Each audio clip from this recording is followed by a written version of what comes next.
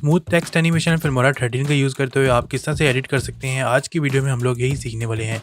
यहाँ पर अगर आप मेरी स्क्रीन को ऊपर देखें तो हमारे पास बड़ा फिल्मोरा 13 ओपन है और यहाँ पर अगर आप मेरी टाइमलाइन के ऊपर देखें तो हमारे पास यहाँ पर एक टेक्स्ट लेयर लगी हुई है। आपने सिंपली इस टेक्स्ट लेयर के ऊपर डबल क्लिक कर लेना है। डबल क्लिक करने के बाद आपने सिंपली इसके एडवांस टैब के अंदर चले जाना है। एडवांस टैब के अंदर जाने के बाद भाई यहाँ पर आपने अपना टेक्स्ट लिख देना है। उसके बाद आपने इसका साइज यहाँ पर सेटअप कर लेना है। साइज सेटअप करने के बाद भाई आपने यहाँ पर एक और टेक्स्ट ले लेना है जो टेक्स्ट आप यहाँ पर लगाना चाह रहे हैं। उसके बाद आपने इस टेक्स्ट को भी सिंपली पकड़कर नीचे वाली तरफ लगा लेना है और इसका साइज आपने यहाँ पर छोटा कर देना है। जितना आप यहाँ पर रखना चाहते हैं आपने इसको उतना यहाँ पर सेटअप कर लेना है। अब उसके बाद भाई आपने सिंपली इसके अंदर अपनी एनिमेशन अप्लाई करनी है। आपने सिंपली इसके एनिमेशन टैब के अंदर चले जाना है और एनिमेशन टैब के अंदर आने के बाद आप यहाँ पर अपने हिसाब से कोई सी भी एनिमेशन इसको अप्लाई कर सकते हैं। अब सेम एनिमेशन मैं इसके एंडिंग पॉइंट पे भी अप्लाई करता हूँ। अब इसी तरह से मैं दूसरे टेक्स्ट के ऊपर भी सेम एनिमेशन अप्लाई करता हूँ और इसकी ड्यूरेशन को इसके हिसाब से सेटअप कर देता हूँ।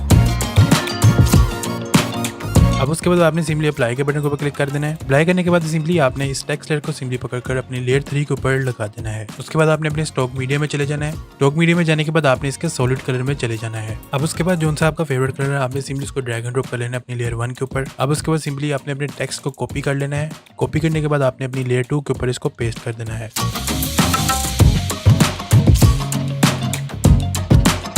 लेयर 2 वाले टेक्स्ट के ऊपर आपने डबल क्लिक कर देना है।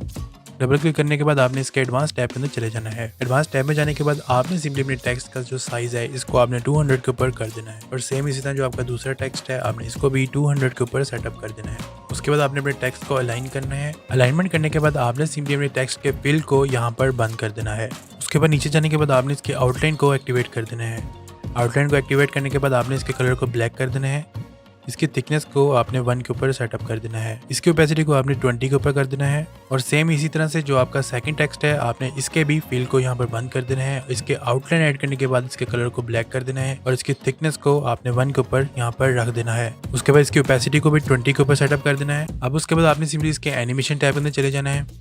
एनिमेशन टैब के अंदर आने के बाद आपने सिंपली इसके ऊपर टाइपराइटर वाली एनिमेशन अप्लाई कर देनी है। इसके इन और आउट के ऊपर आपने सेम एनिमेशन अप्लाई करनी है और इसी तरह से जो आपका दूसरा टेक्स्ट है इसके ऊपर भी आपने अपनी टाइपराइटर वाली एनिमेशन इसके इन और आउट पॉइंट के ऊपर अप्लाई कर देनी है। तो बस सेम आपने इसकी एडजस्टमेंट को सेट करना है और उसके बाद आपने सिंपली अप्लाई के बटन के ऊपर क्लिक कर देना है। यहाँ पर जो हमारा टेक्स्ट है वो रेडी हो चुका है। Here is our final output. तो इस तरह से कर आप लोग स्मूथ टेक्स्ट एनिमेशन फिल्मोरा 13 का यूज़ करते हुए ईजिली एडिट कर सकते हैं। And good bye.